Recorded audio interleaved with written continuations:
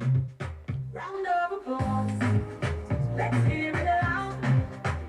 Celebrating the ones who stand out from the crowd. Round of applause for the ones who lead the way, paving the path for a brighter day. Trailblazers, innovators, and they. Welcome, welcome to Round of Applause brought to you by Digits 1024 Radio. We're so glad to have you today on this wonderful, wonderful, amazing day. But before I tell you what we're talking about today, I would like you to like, share, comment, let people know that Round of Applause is live. Today we have the very, very amazing privilege to talk about um, the climate. And with us today, we have a wonderful guest from a beautiful company that has made it a primary assignment to make sure that we have a clean, beautiful, nice smelling, wonderful oxygen filled, clean air Lagos and Nigeria as a whole. I have the privilege of hosting with me a member or a team member, head of projects from Susty Vibes, the one and only Miss Sonia Oguna. Thank you for joining us Thank today. you so much. Do you would you do us the honors by actually starting from how Susty Vibes came about? Okay. All right. Thank you. So, Susty Vibes is simply the shortened form of sustainability vibes, and it started out as a blog in 2016 when our founder Jennifer Ochendu noticed the gap of knowledge of young people on sustainability issues and climate change in Nigeria. So she decided to set up that blog where she could put out updated information and basic knowledge on sustainability. And the blog then expanded into a community of young people who began to read the blog and then comment. And so we hosted our first hangout for every commenter on the blog post, and that was basically how Susty Vibes was birthed. From that hangout, we then expanded into organizing events. We organized our first event as a movie screening, where Okay. we opened it out to the public, and so we screened a documentary on climate change, the effect of climate change in northern Nigeria, and that documentary was an opportunity for us to get young people talking about climate change and sustainability. And basically, from there, since 2016, we've expanded our activities, we've defined our focus areas, and then we've established ourselves as one of the leading social enterprises advancing sustainability in Nigeria for young Nigerians and also Africans at large. Wow, wow, that's amazing. But here's a question that a lot of people throw in as a debate. There's always the confusion. Is climate change? Is there climate? Do we have climate issues in Nigeria? Because it seems like a lot of people believe that Africa is such a beautiful place to be. Is Africa affected by climate, or Nigeria being affected in this climate change situation? Yes, definitely. Nigeria, Africa, we're not left out from the impacts of climate change. And I would say that we experience it. It's definitely happening here in Nigeria. Yeah. Recently, we had this spate of heat waves to the Yes. point where the NIMET even I had can to remember. issue I a can directory on staying safe during that period. We've also have changing weather patterns. For many of us that grew up with only two weather in Nigeria, where we had rainy season and harmattan. Yes, Yeah, yes. so it's come off as a surprise seeing maybe rain fall in December or in January. We've kind of like had a shift or a mix up. There's no longer a clear defining boundary between when it's rainy season and dry season. So that's Yes. just one of the many examples of the impacts that we are facing here in climate change. Yeah. And we've also had flooding occurrences a lot in southern and even northern parts of the country, and then of course drought and famine in the northern Nigeria as well. So the major issue for most people is that they can't directly say they can't directly tie the activities to the impacts of climate change. Yes. So it doesn't affect one person; it Yes. affects Everybody everybody. as a whole. But by the time you're able to calm down and then actually track how has this weather patterns changed? You're able to realize that something is markedly different, and then that's what's happening for us in Nigeria. Okay, so on a smaller scale, how can a regular Joe, just like me, how can I start by helping Lagos or help Nigeria? No, let me not even say Lagos, my even local government or the streets that I live on. How can I, through the knowledge that Susty Vibes has so far, how can I help to make climate a better place? I think the first step would be just like you mentioned in terms of knowledge. You cannot drive change if you're not knowledgeable about what you're talking about. So seek knowledge, that's the first word. Yes. So yes, definitely seek knowledge. Okay. Yes, you have to be knowledgeable about climate change. You have to be knowledgeable about the core concept. What are the drivers of climate change in your local community? Okay. For us here in Nigeria, it's mostly unsustainable practices. Yeah. We have deforestation, we have waste management, Okay. and we have environmental degradation. Yes. So these are part of the causes of climate change in Okay. Nigeria, and then you have to be able to localize it within your local context. If you were to say in the south, environmental degradation mostly focus on oil spillage, for example. Okay. But for us here, maybe in southwest, we might not be able to see that. So we see only say deforestation. Okay. And then in the northeast as well, it's probably deforestation for them. So you need to be knowledgeable about that. That would be the first step. Then the second would be to also find communities, just like Susty Vibes, of young people who are working actively to advance. Are you pushing out the old people too?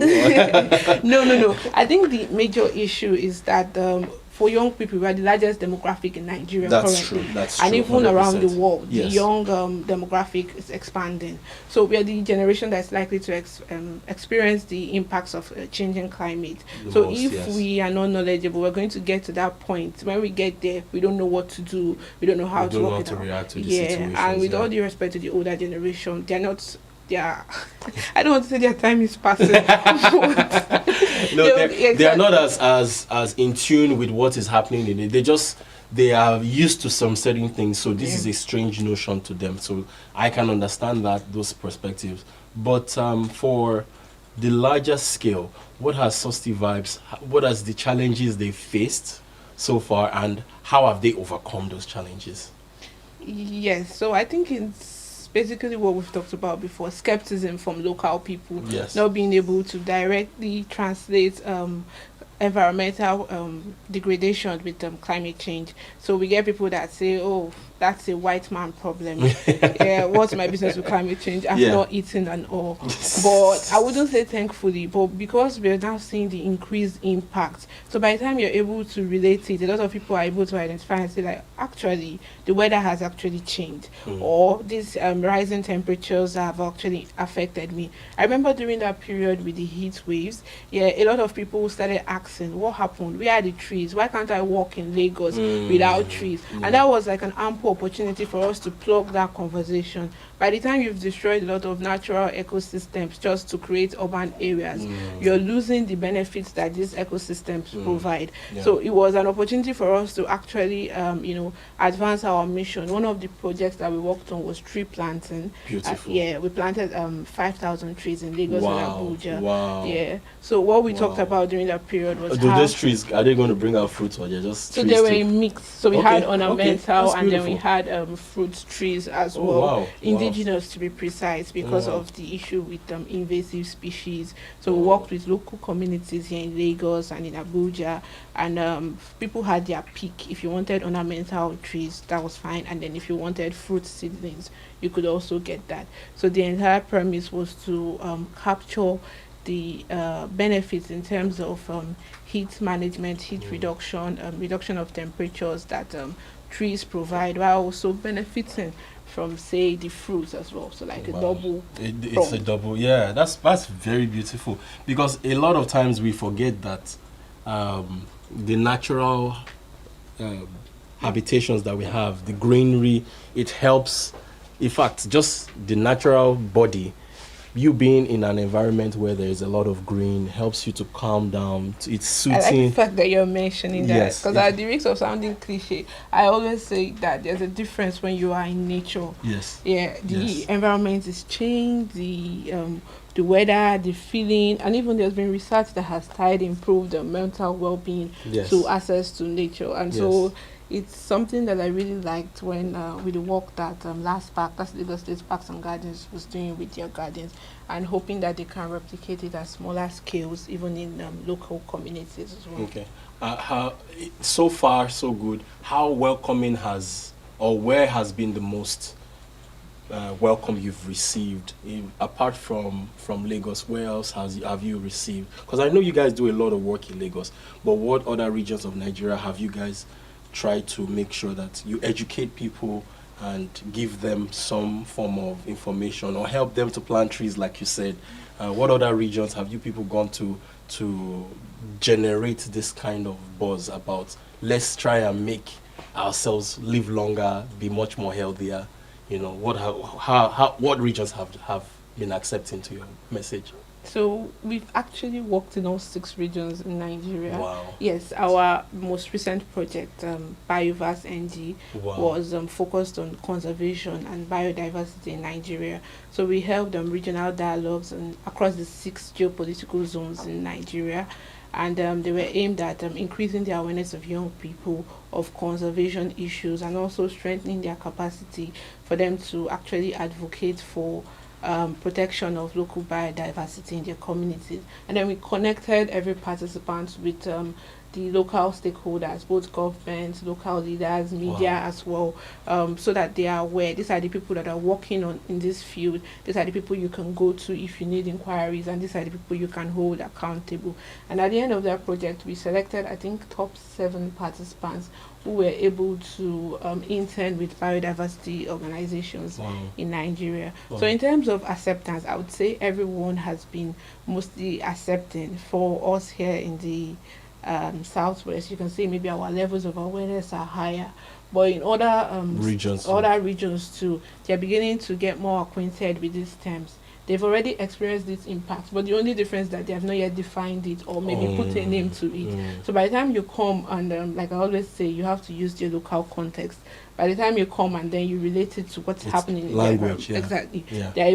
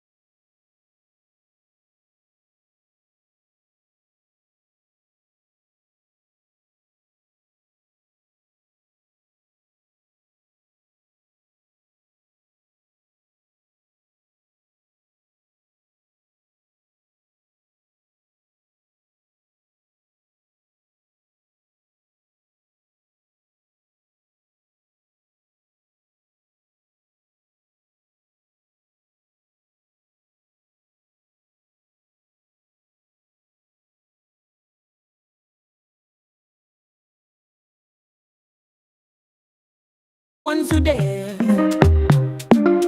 reaching for dreams without a care, changing the world one step at a time, inspiring us all with their passion sublime. Round of applause, let's hear it loud,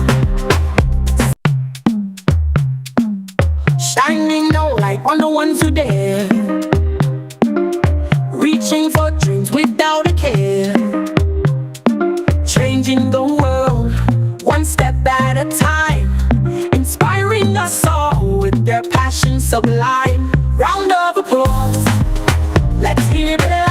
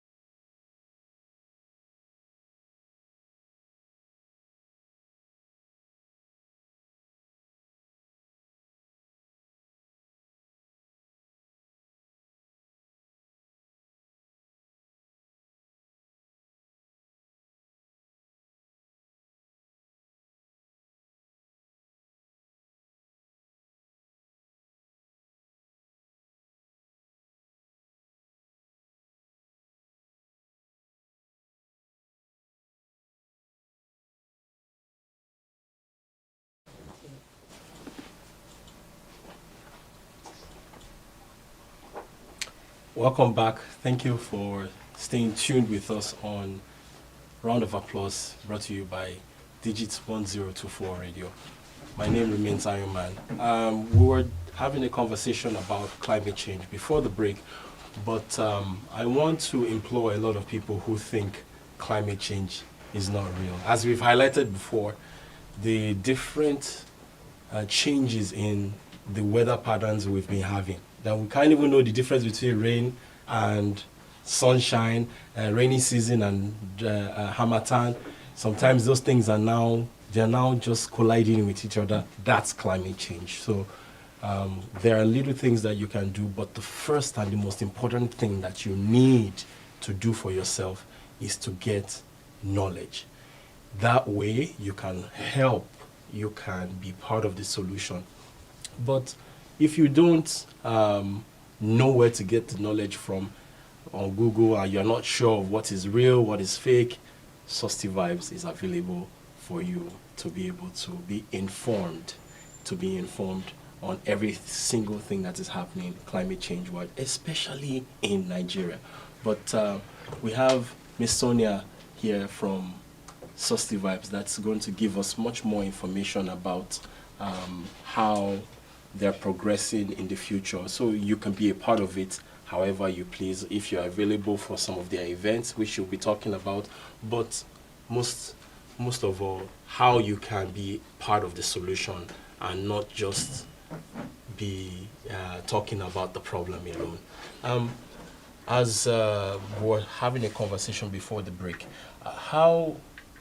what is the new approach that anybody who doesn't have so much knowledge about climate can jump in to Susty and hit the ground running? How is that possible for somebody who has no idea, who is now like, okay, yes, there is an actual problem in the weather? How can they be part of it? I think it's very simple. For us at Susty Vibes, we're a youth-led organization for young people, so by youth and for youth.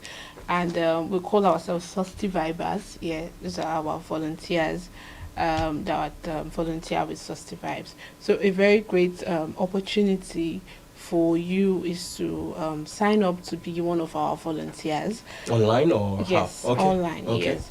On social media, we are at Susty Vibes across all platforms. That's SUSTYVIBES, Facebook, Instagram, TikTok. Yeah, everything is just Susty Vibes. So you can easily get more information there.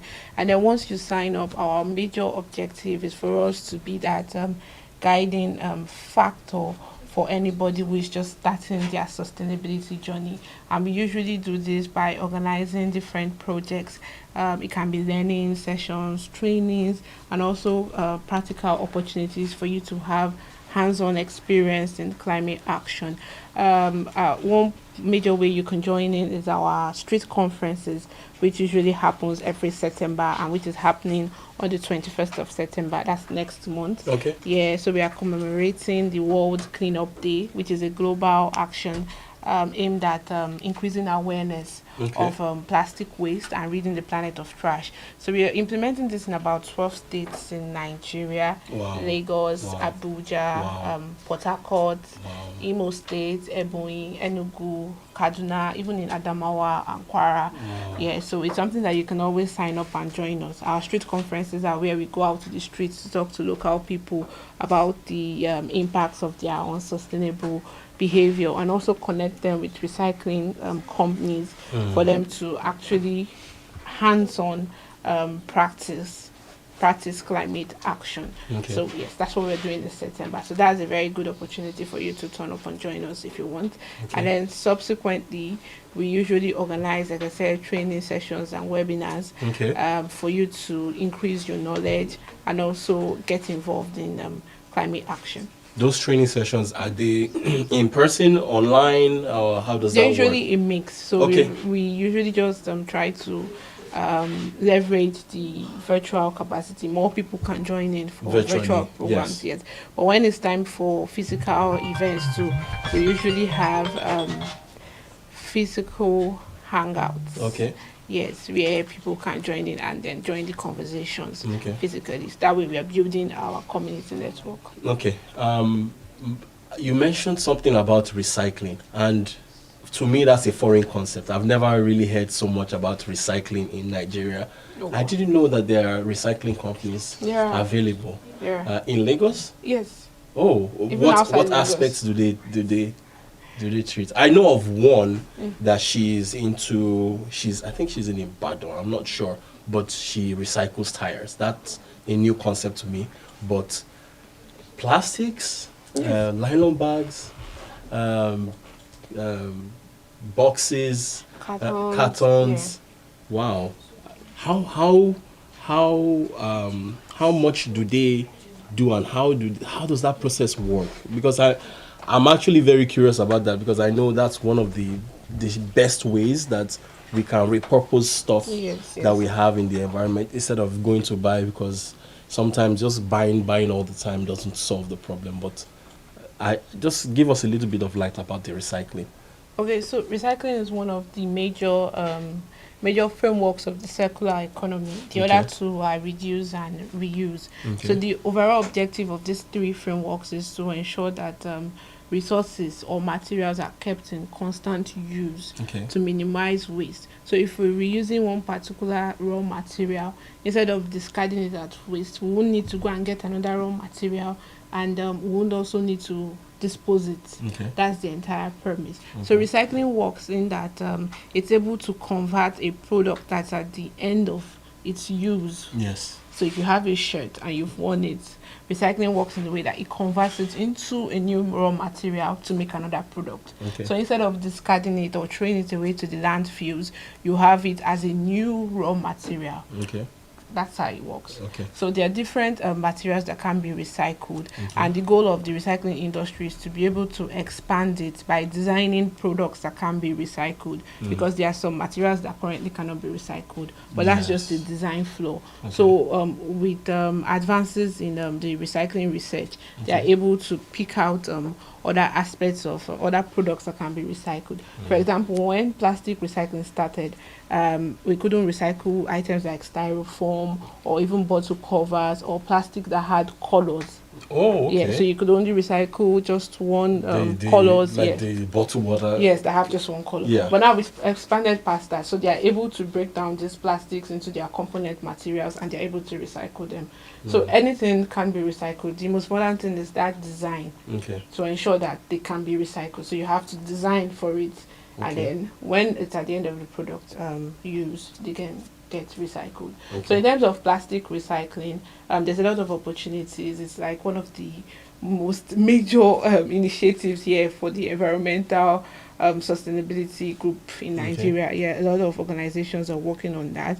They usually collect these recyclables in exchange for incentives to the locals that collect them. Yeah, so you can I earn haven't from your seen that, waste. so that's why I'm very curious, because It's big actually. It's because like a huge. when we see drainages in Lagos and all that stuff, you see a lot of the content Plastics, of yeah, yes, clogs. the reasons for the cloggage and the blockage of the drainages. So that's why I'm really curious. I'm like, is it possible for somebody to? How does somebody get to drop those plastic? Because some people, after they drink anything, they just toss it out. That's why you should And- come for our cleanup. So Yeah. again, what is the date of the event? That should be 21st Of September. Okay. Yep. So make sure you plug in. I will be plugging in as well, so that I can be informed about how to recycle, because I don't want to be part of the people taking, after I drink a bottle of water, tossing it out into somebody's compound, or just tossing it on the road, so that at least we can have a cleaner and much more refreshing environment. And every little single bit of effort helps. You might think, it's not just paper. It's a step towards making sure that we have a better environment. Some of us that we just see any plant and we just cut it off. It's good to ask questions, so that we can have an idea of what is going on, because the greenery helps the ecosystem. We need that balance. We need, we're coming out to Lagos. I'm particularly excited about Ojota. When I used to pass Ojota when I was much younger, that place used to be something not so beautiful. But now it's getting much, much better. The government has taken it upon themselves to make sure that they put systems in place to get those waste products moved and all those things changed. So we're very, very happy that a lot of people are taking this seriously, especially the people at Susty Vibes, making sure that we have a greener and much more conducive environment for all of us. So far, we've talked about knowledge. We've talked about plugging in September 20th, right? 21st. 21st. September 21st. Sorry about that. September, the 21st of September. And if you want to be a part of it, you can also register with them. They will give you so much information. Their social media platforms are there for you to be connected to and have some insight into how they move, what they do, right? Everything about our weather is important to us, because if we don't have rain and we're always having heat, it will affect us health-wise. If we're always having rain, if there's excess of both parts, we'll always have an imbalance in our systems too. So before we round off, what is the goal of Susty Vibes for Nigeria?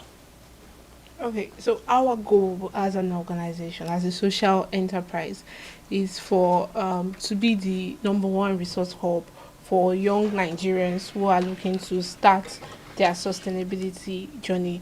And we want to be able to provide that guidance, whether it's through trainings, whether it's through practice, whether it's connecting you to that community of people where you can be more equipped and strengthened in your sustainability journey. And our goal is to create like a community of young Nigerians who are passionate about designing a world that is sustainable for them, for their environment, for their families. We want all young Nigerians to be aware of what we are doing, of why it's important, of why they need to get engaged in planet protection, and then we want them to be able to hold our governments accountable at all levels to ensure that they put in mechanisms and systems in place to protect our environment. Okay. There is one question before we go, before we round off quickly. Some people might say, okay, since I have a little farm in my house, I've planted trees, I grow a little bit of okra or whatever in my compound, am I not contributing to this? That's the first one. And the second one is, I don't want to bother people with waste management, so I just dig a hole in my compound and I put all my dirt and my everything that needs to be, and I burn it all. What will you suggest to those two categories of people? Okay, so the first category, there are different levels of action. Yes. So from the top we have international, then national, regional, state, and then individual. So as an individual, every single action, every single contribution counts. We cannot expect the same level of change or impact from your action as we would expect from, say, regional governments or from the federal government. Yes. But what we are trying to do is raise that awareness so that people are aware and knowledgeable and can demand better from themselves at the individual state and even from their governments, because at the end of the day, it's the governments that are able to put in that system that ensures that these initiatives are successful. If, for example, we have recycling, and to be able to make recycling effective, you have to separate the waste. These are the waste that currently can be recycled. These are waste that cannot be recycled. So if there was government support, for example, that has a framework, just like we have local waste collectors. Yes. So you have this local plastic waste collectors. That makes it easier because you know that they are sanctioned by the government and then you can easily plug them in. So at different stages, there are different levels of action, but we just want people to be aware so that they can choose and decide to stand on the right side, that we're going to do this for our planet. And then to the second category, unfortunately, the way the earth is created is that all our systems are interconnected.